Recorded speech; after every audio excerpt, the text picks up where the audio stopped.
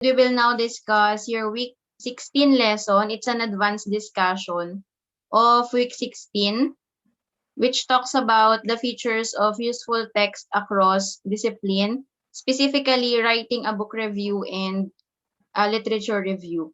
So let's start with our learning objectives. So for this lesson, we aim to identify the features and requirements in composing useful text, like book reviews and literature review. So in writing researches, your reading and writing skills are essential because you need to apply both of those skills. So all of those lessons you were able to discuss or to learn ever since day 1 or week 1 of your reading and writing subject, yan, magagamit nyo siya in conducting research and other academic papers, ayan, in different disciplines. So, for example, we have different strands in senior high school. We have STEM, HUMS, or Humanities and Social Sciences, ABM, and TVL courses. So all of those subjects will require you research papers and the rest of the other kinds of paper which you will use kapag mag-apply kayo ng trabaho or if you want to apply it in different fields. Like for example, if you are an ABM student, ayan, management, major in business management, so you will have to create business proposals and business reports or business researches. Ayan. So gagamitin pa rin ninyo lahat nung ginamit ninyo. So these are the actual application of the lessons in your week 1 until week 15. Ayan. So let's start with the first one. We have the book review. So what is a book review? Book review is both an evaluation and description of a book, a formal paper that describes and analyzes and evaluates a particular piece of work and provides detailed evidence to support the analysis and evaluation. When will we use book reviews and other types of reviews in writing? So example, you are conducting research and you are to write your chapter 2. Yan, you will meet more of this in your research subject. I'm not sure kung na-discuss na ni ma'am yung tungkol sa chapter 2. Ayan, so that is a part wherein you need to gather more information or related information to your research subject or research topic. So sometimes you need to use books, you need to use articles, journals, essays as your references in conducting your RRL or review of related literature. So again, one of the references that you may use is a book. Kaya kailangan nyo siyang gawan ng review before you include the details added or written in that book as part of your reference. So in writing a book review, your aim is to describe what is on the page, analyze how the book achieved its purpose, and express your reactions. So we have here 2 questions which you can consider before you write your book review. So basically, you cannot write a review if you were not able to read the book yet. So that's the first step. Magbasa before you write the review. So I have here, what is the book about? So this can be the first question that you may ask or you may reflect on before you write the review. And is it worth reading? Ayan. Is it relevant to what you are looking for? Or is it important? Ayan. Is it that with sense para magamit mo siya as reference? So those are the questions that you may ask about a book before you write a review about it and include it as your reference. So what is the difference of book report and book review? I'm sure during your junior high school or elementary days, ayan, you were able to meet the word book report. So book report is different from book review. A book report is just a summary of a book. Ayan. For example, literary book or like novels, mga Wattpad stories and mga novels yan. So book report tends to focus on summarizing the work that you read. Your goal is to explain what it says and show that you read the book with care. So simply, if you were able to read the entire book and you were able to understand the content of the book, you can write a report or summary of it. Like you can write the details of the setting, the characters, who's the author, what's the relevance of the title, ayan, to the background of the author. Um, yung plot, yung story, yun lang siya sa book report. Parang you're just telling a story about something that you have read before. That's a book report. But for book review, it's an actual analysis of a book. So it asks for an analysis of the book, focuses on the book's purpose, content, and relevance. Your goal is to identify the key arguments of the book, how the author supports these arguments, evaluate the book's strength and weaknesses. So there are academic books or reference books that you can use as review or related literature to your research, or kung may sinusulat kayong essay or composition about something. Like for example, if you were able to find a book related to um, vaccines, ayan, maybe a book written years ago nung nagkaroon ng yung pinakaunang COVID or coronavirus. Yan, that can be used as a reference for today. So, pwede mo siyang gamitin or pwede mo siyang gawan ng review in order for you to add information to your present writing. Ganon siya. So, you need to identify the purpose of the writer and the arguments if he or she is able to express them or to convey them appropriately and properly and clearly para mas maintindihan siya. And then, also, in your book review, you may add your reactions towards the argument. So if you may find an idea of the author which is not convincing, or maybe you find it lacking with the information, pwede mo siyang gawan ng comment. Pwede kang mag-react dun sa sinabi niya na yun. Like if there is an idea na kulang sa explanation, you can mention that in your analysis or book review. Okay, so what are the features of book review? Number one, book review summarizes the content of the book that includes relevant description as well as its overall perspective and purpose. Later on, I'll show you one example of this book review that I'm telling you and kung paano siya ina-apply yung sa may perspective and purpose. Yan. And then, book review offers critical assessment of the content, which includes your reaction to the work under review. Just like what I've said, your critic, yung parang dinajudge mo yung content na sinulat ng author.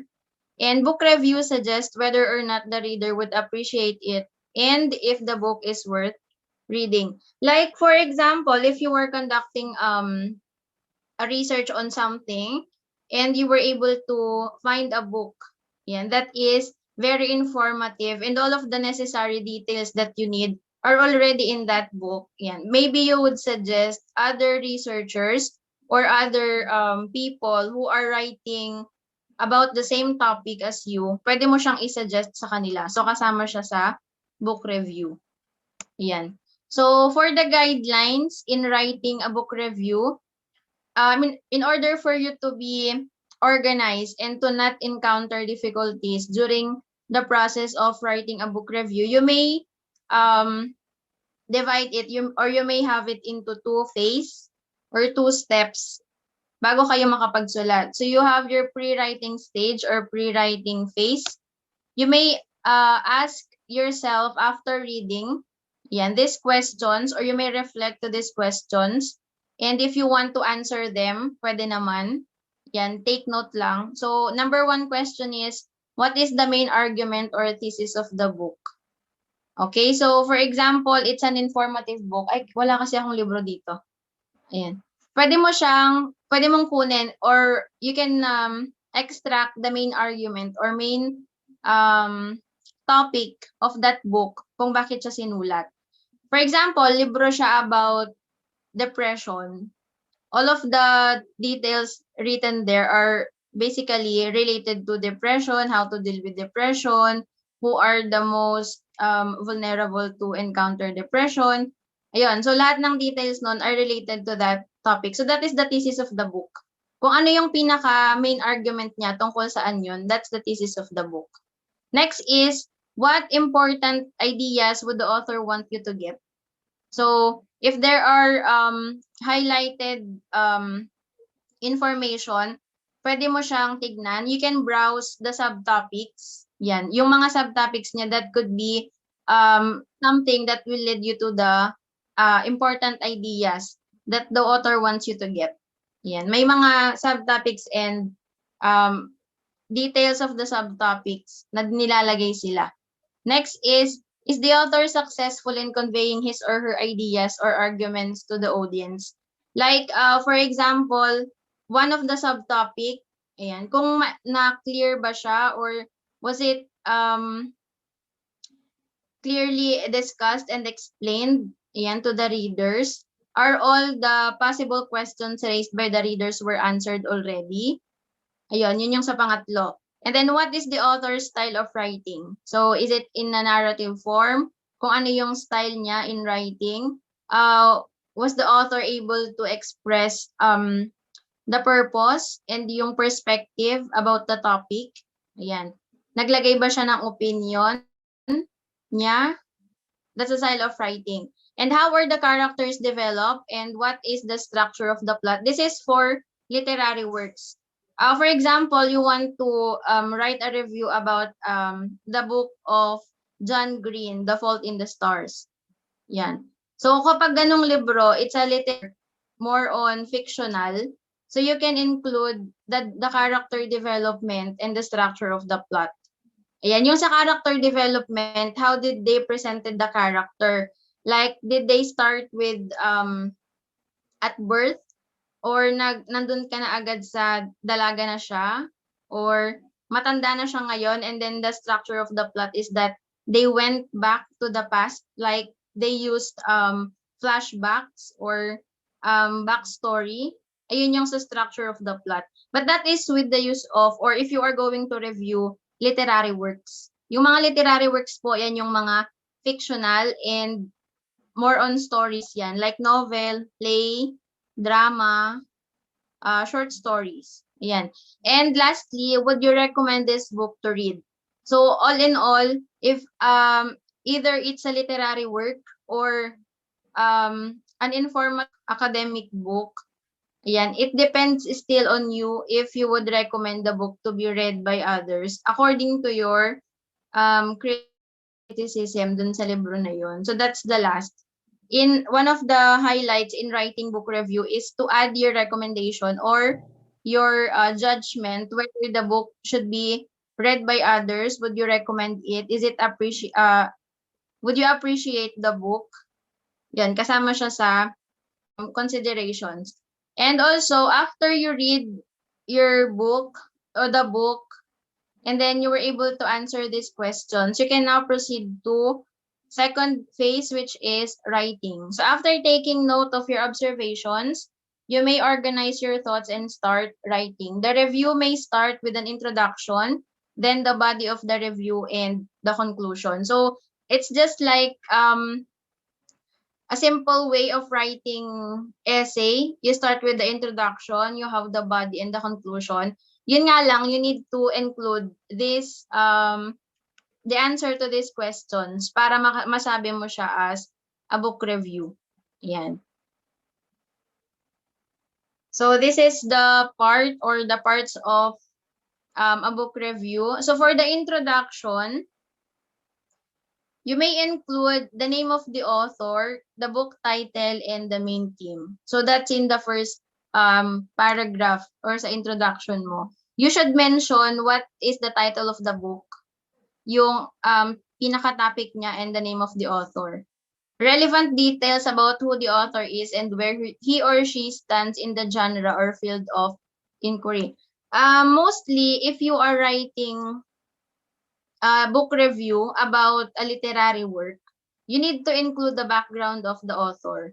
Because sometimes the background of the author will help you unravel the reason why the author wrote that book. Yan. So example, if you will review a novel written by ano bang tawag doon? Yung mga sinaunang writers like William Shakespeare. Ayan. So, and then you will check the background of William Shakespeare, the situation during that era, kung kailan niya sinulat yung libro, you would understand bakit ganun yung content ng sinulat nila. So, relevant details of the author are also necessary in writing book reviews. The content, this is content, the content of the book and or your review. So you may give the highlight or a little information of the content of your review. The thesis of the book, if working on fiction, identify its particular novelty, angle, and originality allows you to show what specific contribution the piece is trying to make. Because in fictional writings or fictional literary works, like sa mga novel nga, there are not, the informations are not explicitly discussed. Like, hindi naman sinasabi sa novel na this novel is to show you how the people should treat others. Ganon. Wala namang nakalagay na ganon sa novel. Like, those types of information are hidden sa isang novel. Like, for example, yung Pride and Prejudice by Jane Austen. So, the title itself will tell something, but the story or, the plot of the story will not only suggest the connection of the title to the story, but meron pa siyang hidden information in which you need to analyze the story well para makuha mo yung pinaka gusto niyang iparating sa magbabasa. Ganon din novels, di ba? Sometimes, you may see that the story is about love. Ayan, puro love lang, romance. But sometimes, nandun din pala yung about family, about relationship with friends, about how you build yourself. Yan, how you will boost your self-confidence. Hidden yon. So, you need to read carefully and to analyze carefully yung mga hidden details na yun sa pag-literary work or fictional. Okay, and then for the next part is the development or the body of the review.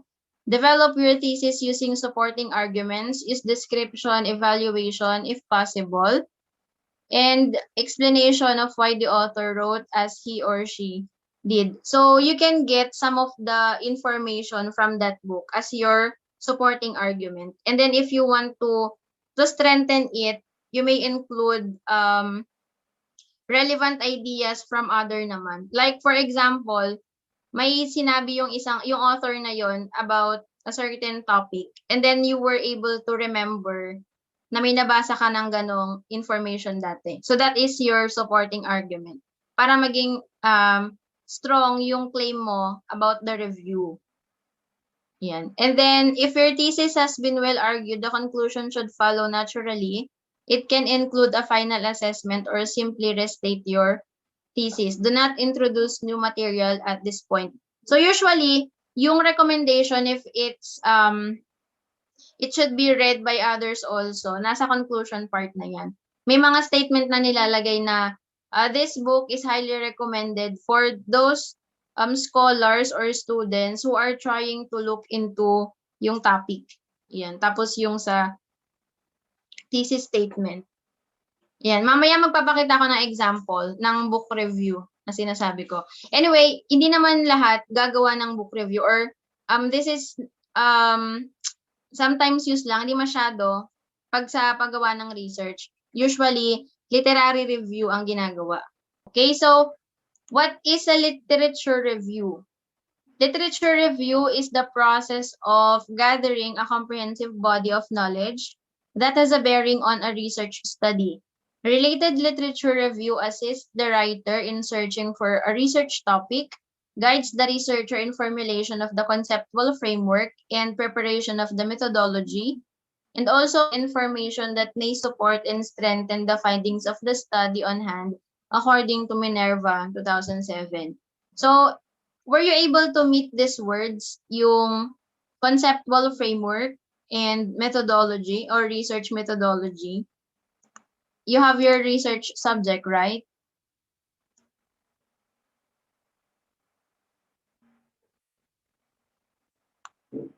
Ayan. So this conceptual framework and methodology are parts of the research in which, in order for you to come up with the appropriate conceptual framework, you need to read more researches and studies related to your topic. Ayan. And then for the methodology naman, you may use other researches methodology or procedures in conducting the research to be your guide kapag ka kayo ang gagawa ng research. Kasi ang mga researches naman are almost relevant to each other, especially if your topic is um, a duplication or parang ano bang tawag doon? Reduplication ba? Ng isang research. So parang out of that research, gagawa ka ng panibagong research. So relevant na research yung dalawang yun. So for literature review, you will be able to understand this more pag nakakita kayo ng actual example. Okay, so what are the points to consider in writing literature review? This is according to University of Wisconsin-Madison Writing Center. So merong tatlong parts na gagamitin, ayan, or susulatin in writing literature review. For the introduction, you need to define or identify the general topic, issue, or area of concern. This introduction will be the first part, and this will come from you. Yung pinakabuod ng topic nyo, yung problem nyo, o yung research na ginagawa ninyo, yun ang ilalagay nyo sa introduction. Point out overall trends in what has been published about the topic, conflicts in theory, methodology, evidence, and conclusions. And then establish the writer's reason or point of view. Discuss the criteria in analyzing and comparing literatures, plus the organization of the review. You know, this literature review will be further discussed in your research subject. I'm not sure kung na-discuss na, but you will have your research pa naman by grade 12. Wherein kailangang malinaw sa inyo itong tungkol sa literature review. Medyo critical na part ito kasi you cannot rush your RRL and you need to be careful in writing your review of related literature para hindi kayo ma-plagiarize. Yan. So again, for the introduction, you have to discuss your area of concern or the subject of the research or your title or your problem sa introduction yan. And then you may include information or facts about it, in which those facts will be strengthened by your RRL. Yung mga makukuha nyong references or information from other references. And then for the organization of the review, mayroon kasing pattern na ginagamit sa paggawa ng RRL. It can be chronological or thematic approach. Yun yung dalawang approach. Pero hindi ko na-explain yun, baka maguluhan lang kayo lalo. Sa research nyo na lang.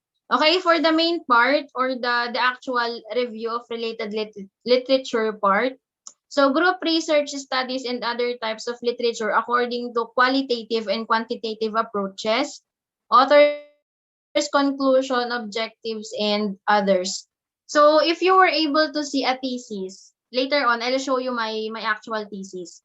Sa RRL, section will talk about your area of concern or your subject. And then you will have to write subtopics that will be to strengthen your problem or your support to the problem.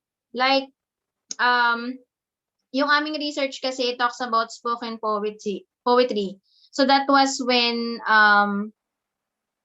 the time na spoken word is on trend.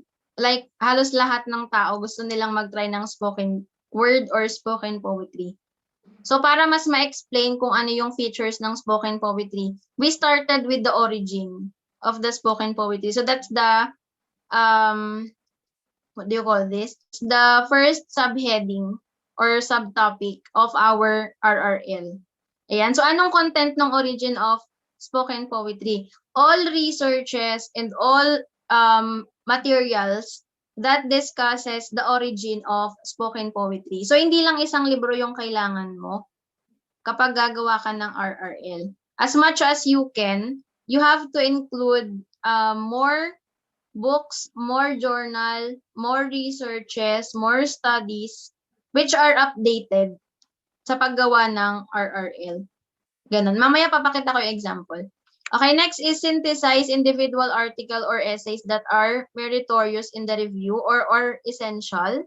Give the reader some clues or transition at some point in the review to aid in understanding summaries, comparisons, and analysis. So sa part ng RRL, you may also include, for example, idea of an author, and you want to contrast it with another idea from another author. So gagamit ka ng dalawang reference in one paragraph.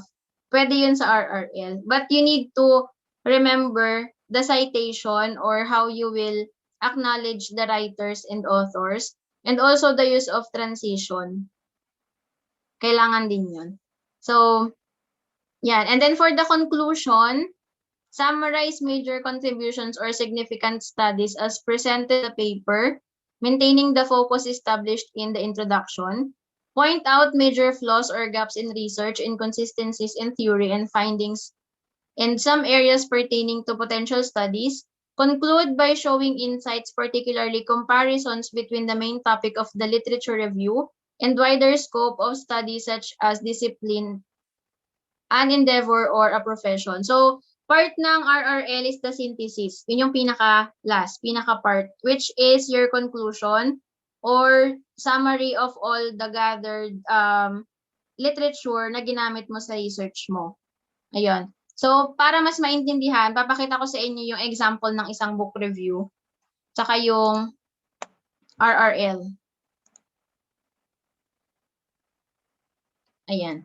So, the title is a sample book review. Yan yung title niya. Pero the title of the book is How to Write Great Book Reviews, an Introduction for Undergraduates, published in New York, outstanding publication. So, ano lang to, this is not an actual book, pero ginawa lang siyang example to explain how to write book reviews.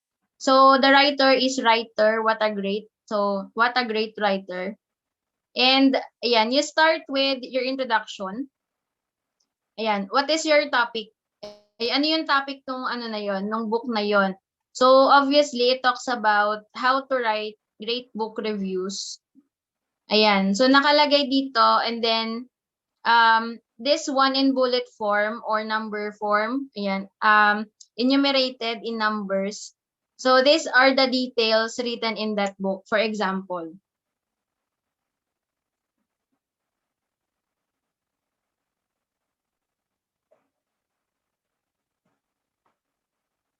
Ayan. So, di ba nakalagay dyan, sabi niya, most students have had little experience writing formal academic papers.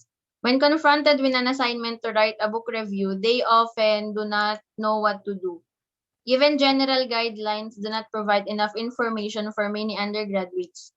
To help students deal with this problem, What a Great Writer has written an excellent practical guide to writing book reviews. How to Write Great Book Reviews, an introduction for undergraduates, will undoubtedly become the standard work on this subject. So this is the introduction or the first paragraph, and it talks about the subject and the title of the book and kung ano yung dinidiscuss ng book na yun. Ayan. Tapos, here are the details. Writer's work is a well-organized, carefully prepared volume which covers all conceivable aspects of writing book reviews. In addition to the excellent text, there are numerous illustrations showing proper page layout, sample titles, and practical aspects of preparing book reviews. The index is thorough without being too detailed to use easily. The text is also well written, with the writer's subtle sense of humor brightening what might otherwise be considered a dull subject. So, These details, ito, yung numerous illustrations showing proper page layout, sample title pages, and practical aspects preparing book reviews. These are the details written in that book. Ayan. Kasama ito, yung mga details na ito. You can search this in the internet. So this can be a useful guide kapag kagagawa kayo ng book review. So may mga tips dito kung paano magsusulat.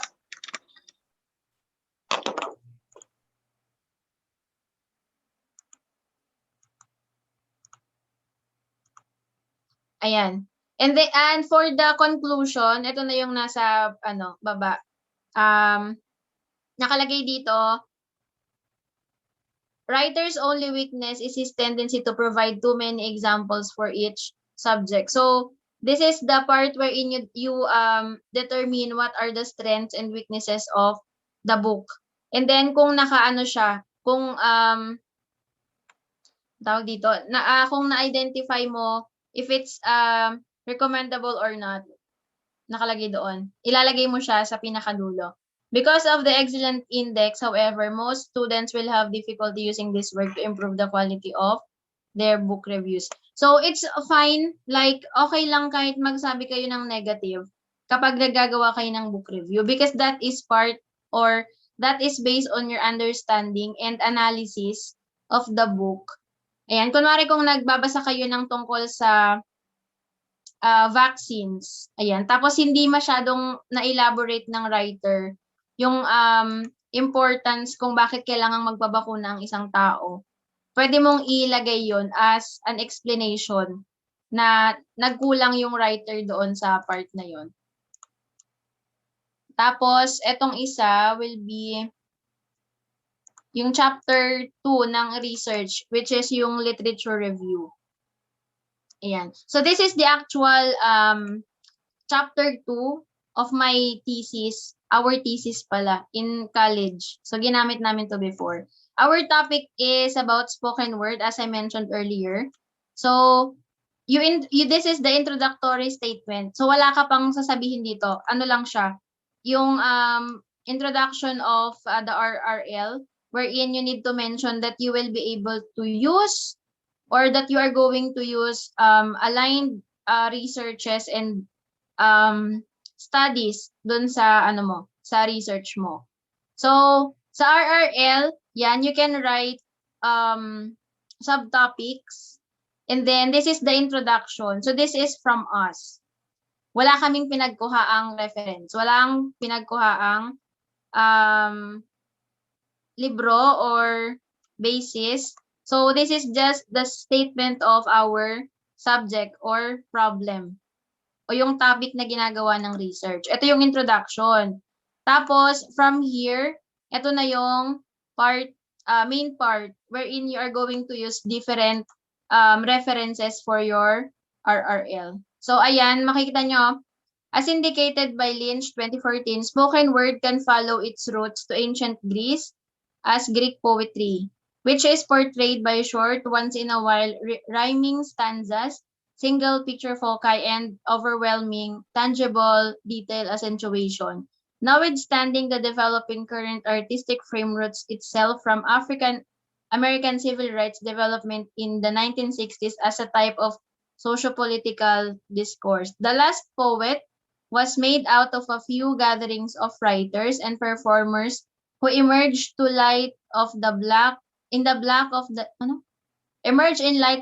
nationalist development that fueled the fame of spoken word in underground black people group of the decade. So, as you can see, mayroon dalawang ginamit dito na author, which are both talking about the origin of spoken word o saan nagmula yung spoken word or spoken poetry. So, na-mention dyan, we have the ancient Greek or Greek poetry, and the other one is yung from the Black People Group of the Decade. So, Brown 2012 and Lynch 2017. So, in writing RRL, you need to remember also the use of proper citation. So, you need to mention the author and, of course, kung kailan siya sinulat. And you need to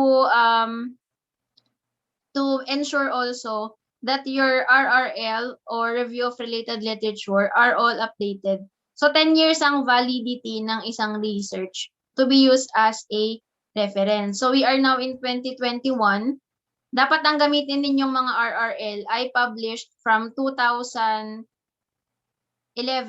hanggang 2020. So yun yung mga gagamitin yung mga reference. Ayan. Tapos after the origin of the spoken word, our next subtopic is spoken word as poetry. So etong subtopic na to, this will simply suggest na ang content ng part na to is all about poetry. Ayan. And then the next subtopic is styles and techniques in performing spoken word. So lahat naman ng nandito ay tungkol sa mga nagsi-spoken word. Paano ginagawa yung spoken word? Ayan, paano nila sinusulat? Saan nila pina-perform? Ano yung mga ginagamit nilang style pag nagpa-perform ng spoken word? Yung mga may paiyak-iyak pa. Yung isa, dalawa, tatlo, di ba? Mga styles yon and techniques. So, yun yung content nitong RRL na to. Ayan. Tapos, social linguistics and poetry. And the last one is the synthesis.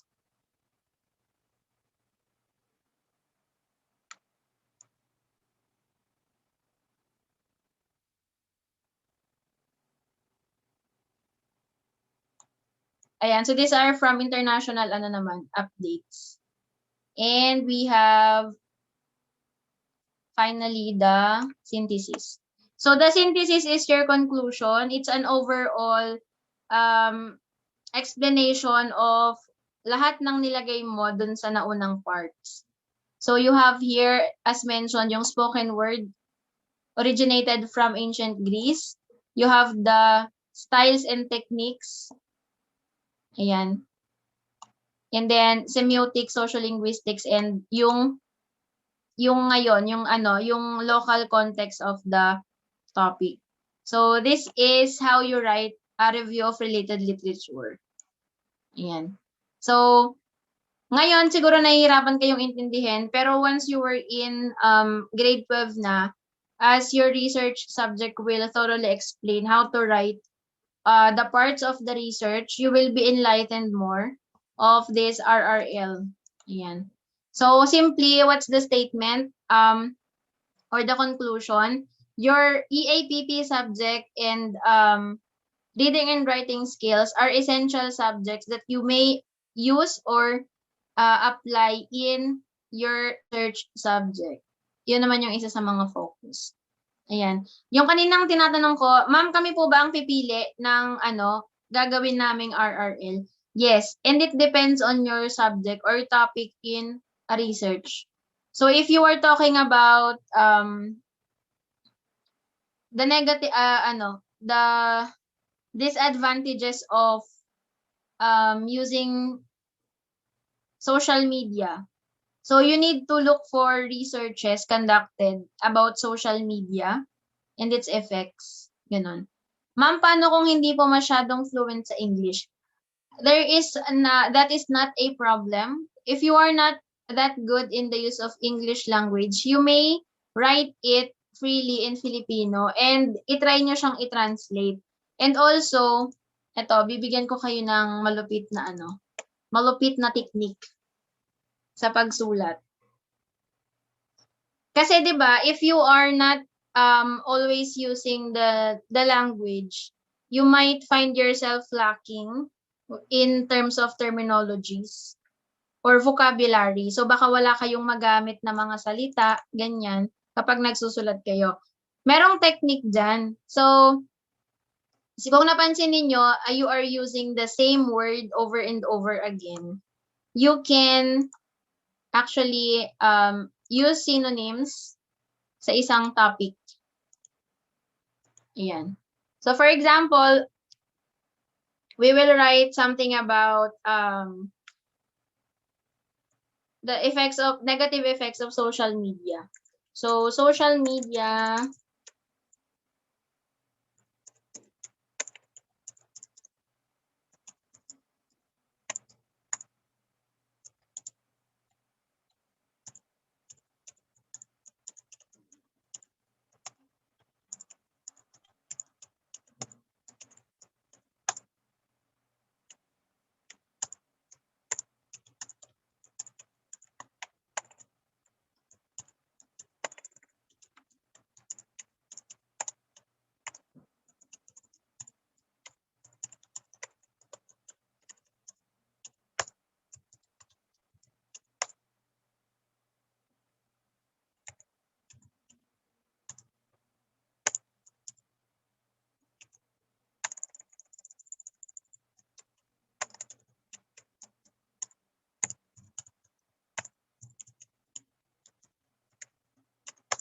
Ayan.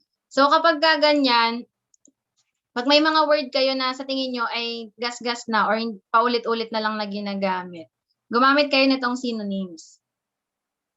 Hanapan nyo ng appropriate na word or definition. And also, you need to try using this word processing apps or programs like MS Word. Kasi pagka ganyan, napansin nyo, walang red or walang blue or walang green na lumalabas sa screen. Hala, ngayon ko lang na-realize yan. Walang green or blue or green line or red line appearing on the words na tinatype ko. So this means that this is grammatically correct. Pero kapag kunwari, meron kayong nailagay na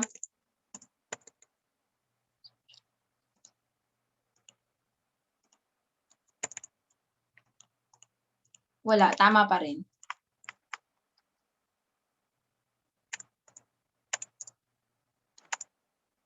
Grammarly, pwede. Oo, pwede naman. Grammarly, pwede po. Social media, a platform is a platform.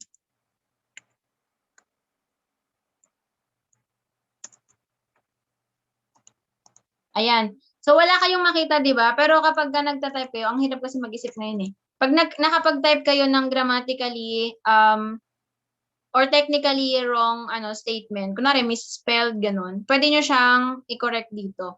Babasa natin tong isa. Ayan. So, may red siya, wrong spelling. So, you can just check on this. Ayan.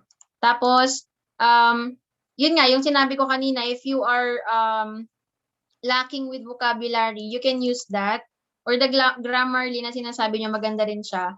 To check your grammar. And of course, one of the tips that I'm always telling my students, you will not be able to master the use of English unless you try it. Yun lang naman. Yun yung tanong nyo, di ba? Ma'am, paano kung hindi po masyadong fluent sa English? You need to try using English as often as you can para mas ma-practice mo yung paggamit ng language. And then for sure, after time of using it, you will be able to see your improvement na dati ganito ka lang magsulat pero ngayon kaya mo nang magsulat kahit hindi lang isang paragraph. And yung grammar mo ay napapractice mo siya to make it correct. Ganun. So, yung latter part of your ENGL subject are mostly on the application of your week 1 until week 15 lesson. As much as you can, you try to attend all of the sessions from week 16 hanggang week 18 ata yun. Kasi dinidiscuss yung mga academic papers which will surely be encountered pag sa college na kayo or kahit sa grade 12. Like yung business proposal, application letter, kailangan yan, yung research report. So, umattend kayo ng virtual class.